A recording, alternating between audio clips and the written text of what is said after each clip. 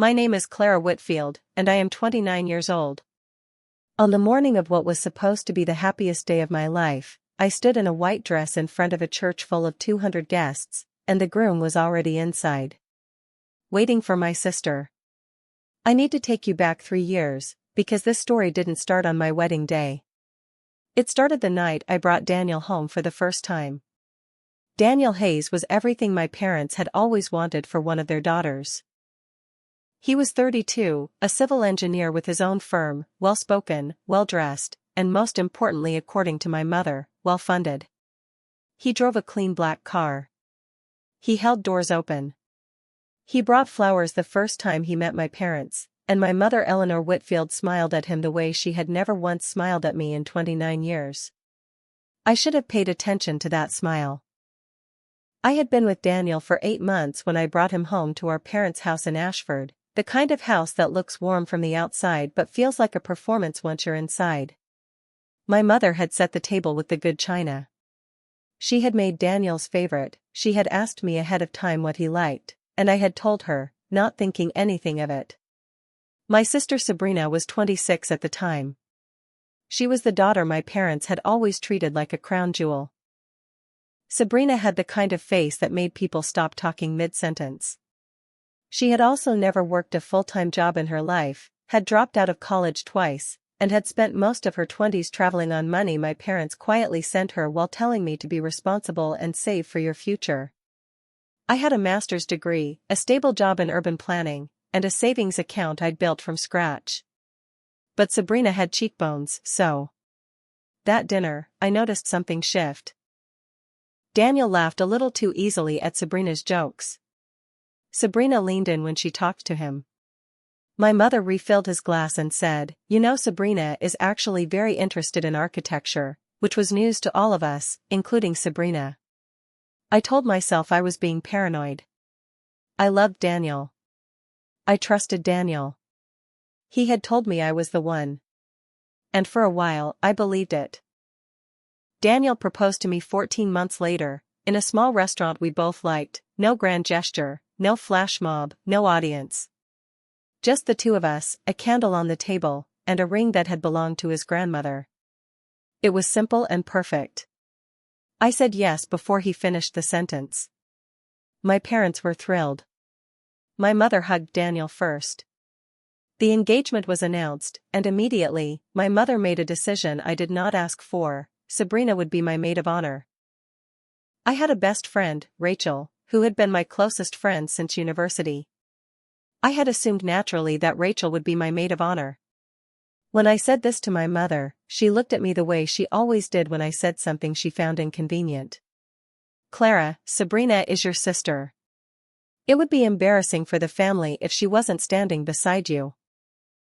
Rachel, who had dried my tears through every hard year of my 20s, who had driven 4 hours to be with me when I got my diagnosis 2 years earlier, who knew the name of every teacher who had ever been cruel to me, Rachel was told she would sit in the 3rd row. I let it happen. I told myself it was just a wedding, just a title, and that Rachel understood. What I didn't know was that giving Sabrina the role of maid of honor was the same as handing her the keys to a car I didn't know she was already learning to drive. Sabrina threw herself into the wedding planning. She contacted the venue. She corresponded with the florist. She had long phone calls with Daniel about logistics that I was never part of. When I asked to be included, Daniel said she was just trying to help, and my mother said I was being ungrateful. I backed away. That was my mistake. 6 months before the wedding, I started noticing Daniel's phone face down more often. I noticed he came home from late work nights that his firm's website showed no projects for. I noticed that Sabrina, who had never texted me more than a few words at a time, suddenly stopped replying to my messages at all. I told myself I was tired. That I was stressed about the wedding. That I was seeing things. One evening, 3 months before our wedding date, I forgot my laptop at Daniel's apartment and went back to get it. I used my spare key. The lights were low. There were 2 wine glasses on the coffee table. And my sister was sitting on my fiancé's couch in a way that people only sit when they've been sitting that way for a long time. I stood in the doorway and I could not speak. Daniel stood up first. His face went white. Sabrina looked at me, and what I saw in her eyes was not guilt. It was something closer to relief, like she had been waiting for this moment to happen so something could finally be said out loud. I left. I drove for 40 minutes without knowing where I was going. I ended up parked outside Rachel's apartment building, sitting in my car until she came down to find me. The next morning, I called Daniel. He was sorry. He was so sorry. He said it had only been a few times. He said it didn't mean anything. He said Sabrina had pursued him and he had been weak. He cried. He told me he loved me. He told me it was over with her. He told me he wanted to fix it. And then, and this is the part one will never fully forgive myself for, I considered it. I was 29.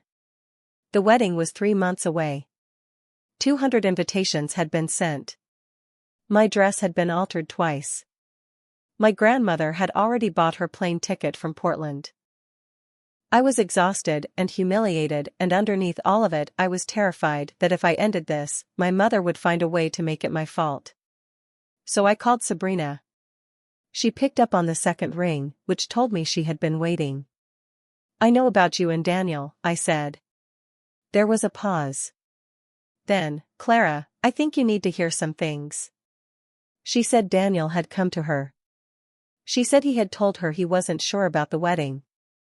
She said she was just being a good sister by listening to him.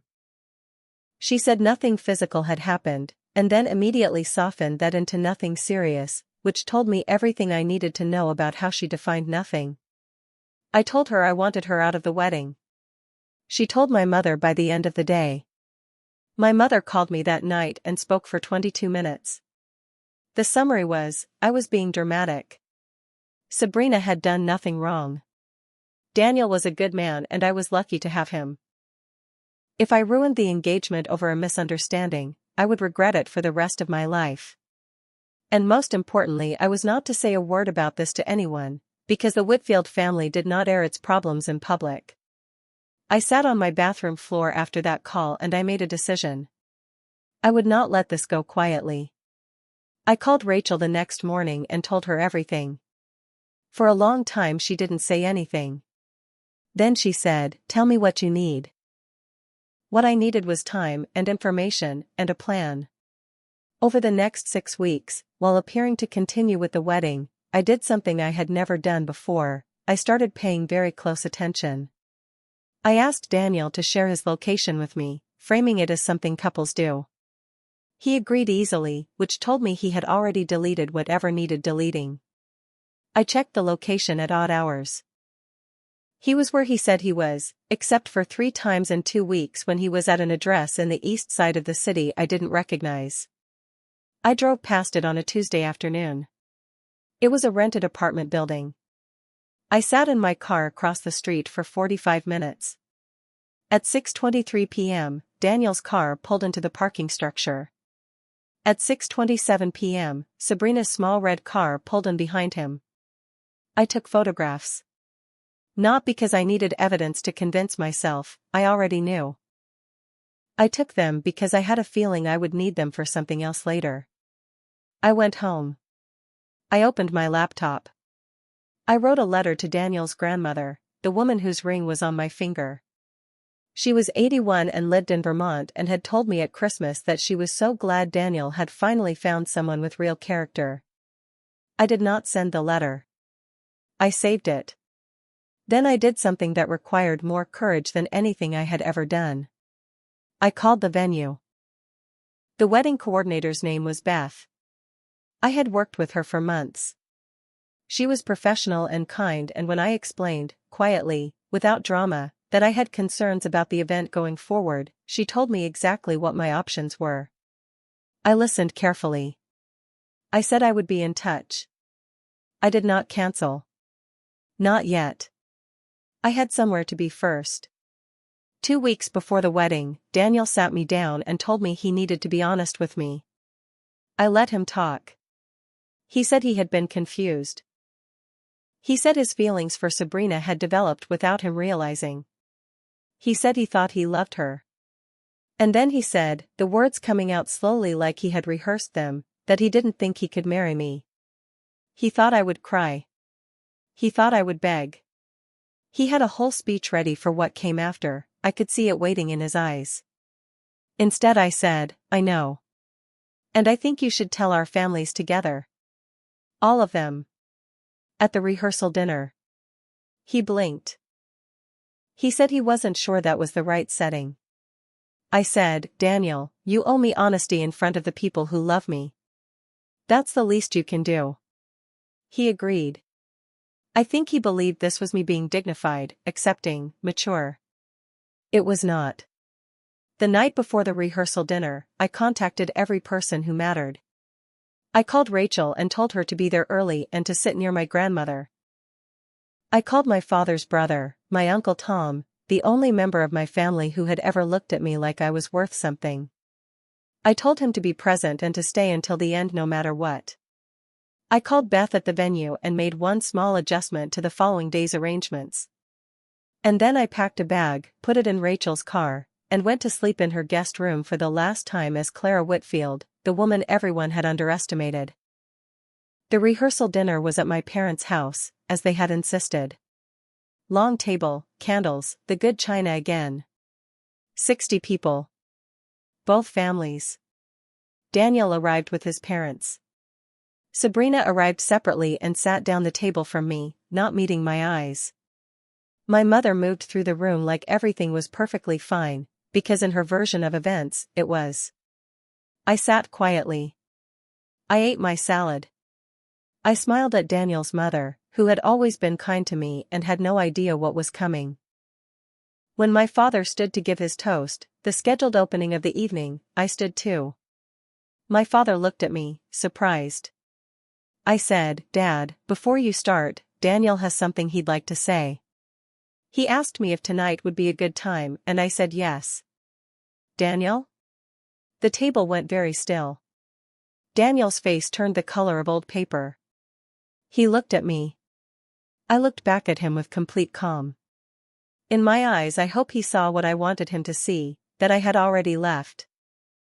That this moment was not about him anymore. It was for me. He couldn't find a way out. There were 60 people at the table. His parents were right there. My grandmother was right there, watching him with her clear, steady eyes. Daniel stood. His voice broke on the first word. He said he needed to be honest with everyone. He said he had developed feelings for someone else. He said he knew this was painful and he was sorry. And then, because I think some part of him had wanted to say it out loud for months, he said Sabrina's name. The table erupted. I didn't watch Sabrina's face or Daniel's. I watched my grandmother.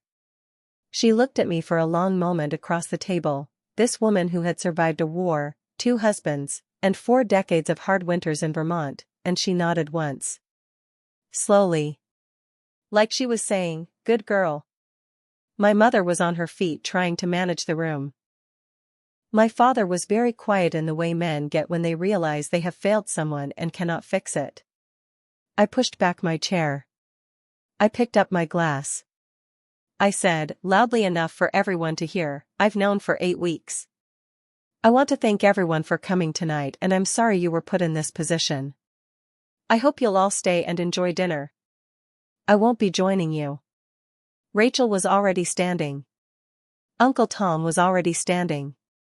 We walked out together. The wedding was still technically scheduled for the next day. The venue was booked. The flowers had been delivered. The cake was in the refrigerator at the catering kitchen.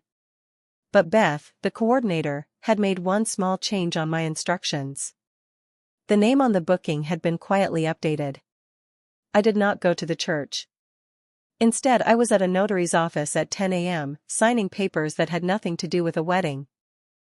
3 months earlier, my grandmother, who had always known more than she let on, had quietly added my name to a piece of property she owned in Vermont, a small house on 2 acres that she had bought with her own money 60 years ago, land that had never been part of the family estate. She had not told my mother. She had told me one afternoon over tea, slipping a key across the table and saying, "This is just between us, sweetheart. For when you're ready." I was ready. I would later learn that 200 guests arrived at the church that morning. That my mother stood outside for 45 minutes before calling Daniel, who called Sabrina, who arrived in a car that was not white and in a dress that was not mine. I would learn that some of those 200 guests, confused and curious, stayed anyway. I would learn that my mother told people it was a private family adjustment and that the reception would proceed regardless. What she didn't know was that the catering company, the florist, and the photographer had all received revised instructions from the original bride, me, 48 hours earlier, citing a clause in each contract about confirmed changes. The flowers were redirected to the children's hospital 3 miles away. The photographer didn't show up. The catering team served what they had, with no documentation and no photographs, for a wedding that would leave no record. My mother called me 14 times that day. I did not pick up. I drove to Vermont the following morning. Rachel came with me for the first week. The house was small, 2 bedrooms, a wood stove, a porch that looked out over a field that turned gold in the afternoon. It needed work, but it was mine. My grandmother called me on the 3rd day. She said she had heard what happened at the rehearsal dinner. She said my mother had called her, furious. "What did you say to her?" I asked. My grandmother was quiet for a moment. Then she said, "I told her that Clara has always had better sense than anyone gave her credit for, and that she should have paid attention sooner." I cried for the first time in weeks. Good crying, the kind that cleans something out. Sabrina and Daniel were together officially and openly within a month. My parents attended a small ceremony they held 6 months later. I was not invited, which was the first invitation I had ever felt grateful not to receive. My mother sent me a message after the ceremony. It said, "I hope someday you can find it in yourself to be happy for your sister." I read it once. I did not reply. It is now 2 years since the morning I should have walked down an aisle. I work remotely from the house in Vermont.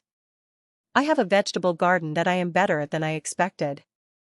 Rachel visits every few months and stays too long and drinks all my good tea, and I don't mind at all. I am not with anyone yet. I am not rushing. What I know now, what I needed those 2 years to understand, is that the people who let you be treated badly are as responsible as the ones who treat you badly. My mother chose Sabrina's comfort over my dignity at every turn. My father said nothing when he should have said everything. And Daniel had decided what kind of man he was long before I figured it out. But I also know this, the moment I stopped waiting for someone else to stand up for me and stood up for myself instead, that was the moment my life actually started. My grandmother came to visit in July. She sat on the porch in the afternoon light and looked out over the field for a long time without saying anything. Then she said, "Your mother called again. She asked if you'd be coming home for Christmas." I looked at the field too. The grass was long and the light was going gold. "I am home," I said. My grandmother smiled. "I know," she said. "I just wanted to hear you say it. If you are watching this and you are in a house where your worth is measured by what you give and never by who you are, I want you to hear this: you are not asking for too much. You are not being dramatic. You are not hard to love. You are simply surrounded by people who have never learned how to love you properly. And you are allowed to leave. You are allowed to build something new somewhere they've never been, with people who were always on your side. The door was never locked.